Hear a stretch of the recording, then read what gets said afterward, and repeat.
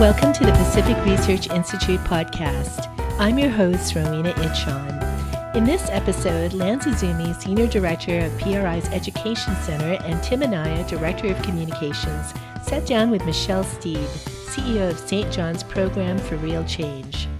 St. John's is the largest homeless facility in Sacramento County, supporting homeless women and children. The program serves about 270 women and children each day, or about 1,000 a year, and with relatively little help from government. Only 1/4 of its $5 million budget comes from public sources. In fact, St. John's actually saves taxpayers $36,000 for each person served. That's about $13 million in 2016. What's more astonishing is its success. After the program, women go on to lead productive and independent lives. St. John's was highlighted in the upcoming PRI study, Good Intentions, how California's anti-poverty programs aren't delivering and how the private sector can lift more people out of poverty, by PRI fellow Carrie Jackson. Look for it this month on our website. Thanks for joining us. Well, Michele Steeb, thank you for joining us on another round. We're here with Lance Azumi, our Corrett Senior Fellow and Senior Director of Education Studies, and we're here at the St. John's offices here in Sacramento. We just had a great tour, and we had a great lunch at Plates, which is your restaurant and catering service, which we'll talk about in a little bit. But let's start by introducing you to our listeners. Can you tell us a little bit about your background and what brought you to work at St. John's? Sure. Thank you. We're excited to be part of today's podcast. So St. John's is a program that supports homeless mothers and children, single mother-led families, and moving up and out of poverty and homelessness permanently. I started at St. John's about 10 years ago. One of my favorite sayings in the world is, if you want to make God laugh, tell him your plans. St. John's was not in my plan. I was running political affairs for the California Chamber of Commerce and loved my job there, but was led to St. John's, and really how at that point St. John's was a 30-day emergency shelter. And what happened was, in my first couple weeks, we had a woman named Shelley and her 2 boys come in, and a couple days later a woman named Katie and her daughter Tori come in, and Shelley and Katie looked nothing alike. And so I was really surprised to learn that Shelley and Katie were sisters. But the bigger surprise was to learn that 18 years earlier, St. John's was just an emergency shelter for a couple of days for women and children. They had lived at St. John's with their mom. And what I said to myself at that point was, we can't just be a couple day or 30-day emergency shelter and really expect that we're helping these women and their children change the trajectory of their lives. So we've been building out what is now a 12 to 18 month program over the course of the last 10 years that helps them change their lives permanently, that helps them never have to return to poverty or homelessness. So for the benefit of our listeners who weren't able to go on the great tour that we just had, can you describe what kinds of things you have here at your facility and what kind of programs you run here today? So just a little bit of context, we serve up to 320 now women and children every day. Our wait list still is about 200 to 300 women and children every single night, but that translates to probably about 1,200 women and children annually. The women come to us due to addiction. About 78% have addiction issues. Domestic violence, about 73%. Criminal history, about 60%. Mental illness, about 60%. Lack of high school diploma or GED, about 50%. So they're struggling with a lot of issues, in addition to just the struggles of being a single mother and parenting children, right? I mean, there's just a lot that they come to us with. And the first month of our program is really helping them to see what led them to this place. There's not a lot of self-awareness on the part of our women when they first get here. They know they need help. They know they want something different for their lives, but they don't really understand why they're here. So we really are doing a lot of self-awareness and mental health support as part of that. In months 2, they start both employment training at one of our 2 restaurants, Plates, or in employment training at our child development center called First Steps. And they start off doing 2 or 3 days a week. Most of our women have never held a steady job. Some of them have never worked ever. So we really introduce that slowly. If they don't have their high school diploma, we also introduce a program whereby they can gain their high school diploma. They're still doing classes, budgeting, finance, parenting, mental health classes, drug and alcohol classes, positive thinking, fitness. We've got yoga, lots of self-development classes, but they start on employment training for those next couple months. And within about 5, 6, 7 months, depending on where they are when they come in, we move them into job search. I'm super proud to report that 96% of the women who graduate from the employment training portion of our program get placed into non-subsidized jobs. But that's not the end, right? They need to start saving money because housing is very expensive. Some of them have accumulated fines because of their either the criminal history or driving without a license and then not paying attention to that. So they need to start saving money. They need to get rid of those fines. They need to continue to be able to function as a parent working. So we were working with them to save money, to address those fines, to make sure that they're taking care of their children in the ways that their children need to be taken care of. And eventually between 12 and 18 months, they're moving on into their own housing and their abilities to take care of themselves and their families. So that's the overall program. Well, Michele, you and I have known each other for many years, and I'm such a great fan of your work. Especially given the fact that the philosophy here at St. John's is in many ways very different than the philosophy in other government programs. So I wondered if you'd talk a little bit about one of the things we discussed with some of the people who are your clients here in our tour is the requirements that they have to abide by here, which in many cases is not the same types of requirements that other government programs are. And what is the difference, and then B, what is the effect of those?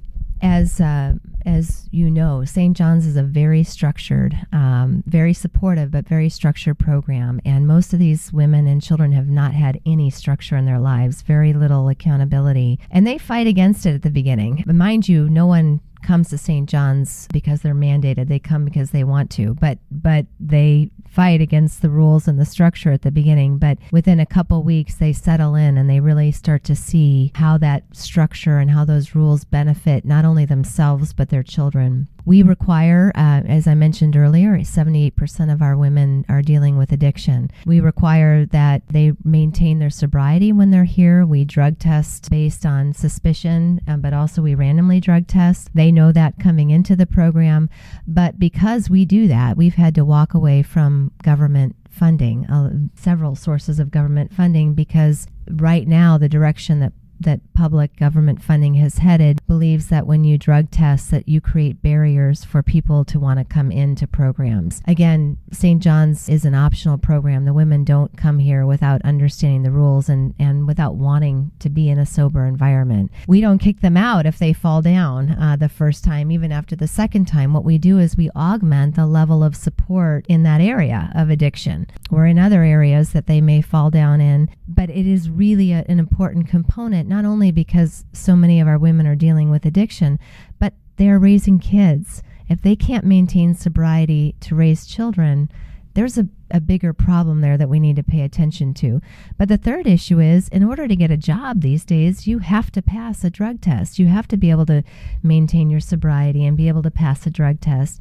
So the only way that you can set these women up for self-sustainability, for being able to take care of themselves and their families, is to help develop that accountability around sobriety and in so many other areas of their lives that government programs do not allow for today. Poverty in California is a major focus for PRI in 2017, and we have a major issue brief that's going to be coming out soon that will explore free market solutions to California's poverty. And poverty is one of the areas where, if you think about it, the free market community, unfortunately, has been rather silent on the issue. But programs like St. John's really know that nonprofits and private charities and like-minded groups really can make a meaningful difference in helping real people in need with their unique challenges. From what you've seen in your work, in what ways are nonprofits and private charities better suited to help lift people out of poverty than the standard one-size-fits-all government program?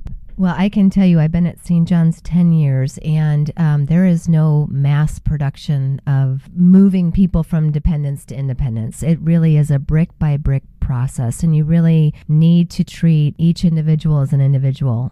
Even though we run a program here, everyone's program looks very different depending on what issues they're trying to overcome and what goals they have for their lives. Government tends to look at things, like you just said, in a one-size-fits-all way. And right now in the homelessness world, that one-size-fits-all way is housing first. While we believe there's definitely a role for housing first, it is not for everyone. And to me, it's like saying you're in the hospital for kidney failure and we're going to give you Xanax. Well, Xanax works for people with mental health issues, but it does not work for people with kidney failure. And we really government seems to really treat people in that way, that everyone needs to fit inside the same bucket, and it just doesn't work that way. We've seen that time and time again here at St. John's. You've mentioned some of the challenges you've had with the housing first approach. What are some other areas where state, federal, or local government has really been, almost a hindrance to the work that you're trying to do? Oh my gosh,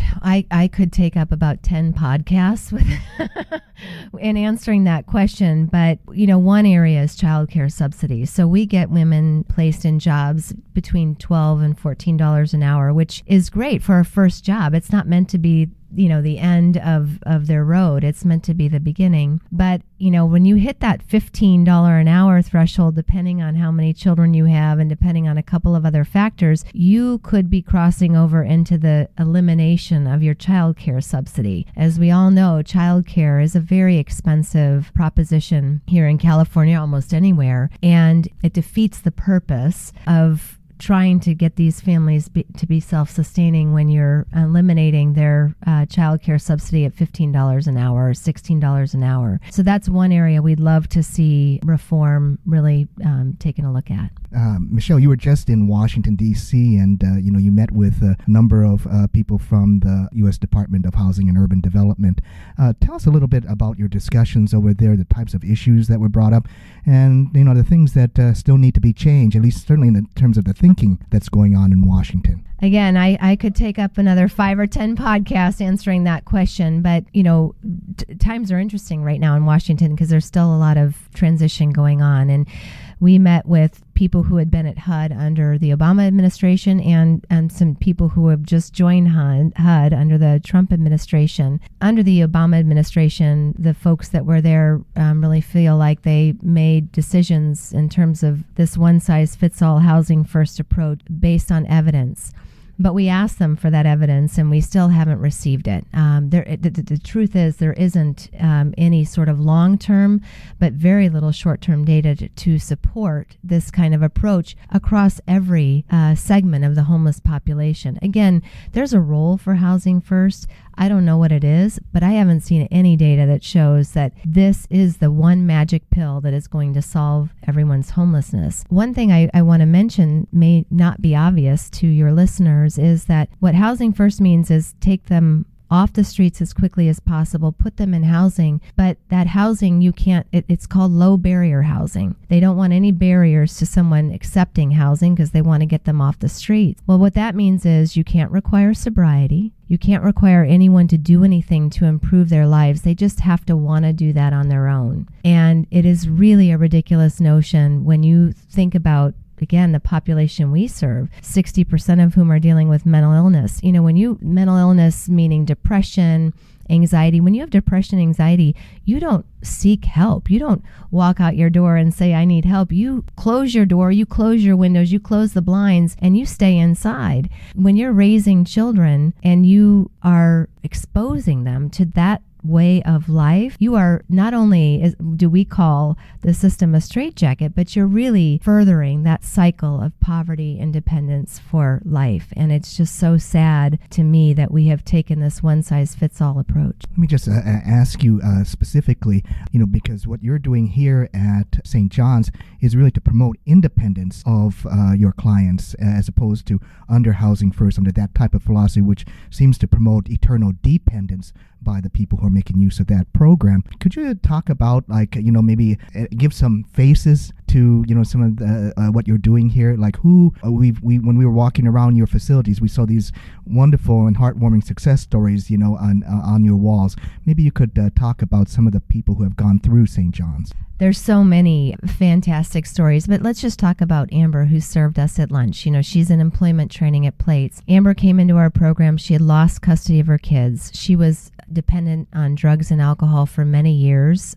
actually used with family members when she was very early in her adolescence. Amber has not only reunited with her children, CPS has returned them to her. She just received her high school diploma through St. John's. She joined me in speaking to the League of Cities a couple weeks ago and shared her story in front of mayors and county supervisors across the state. She never had the confidence to be able to do that. She's just now entering job search. She's going to just soar. And that is just one example of the women who come through here who, again, they don't know what they don't know. I mean, if they had a dependent mom, meaning a drug dependent or a welfare dependent mom, that's what they know. They don't know what it's like to live independent lives. They don't know what's possible for themselves. And so much of what we do at St. John's is open their eyes to what's possible and the gifts that they have inside and the opportunity they have to use those gifts to not only benefit themselves, but their children and their futures. So I'm going to make you queen for the day. So if you could snap your fingers and make one state or federal policy change to help you best in your work,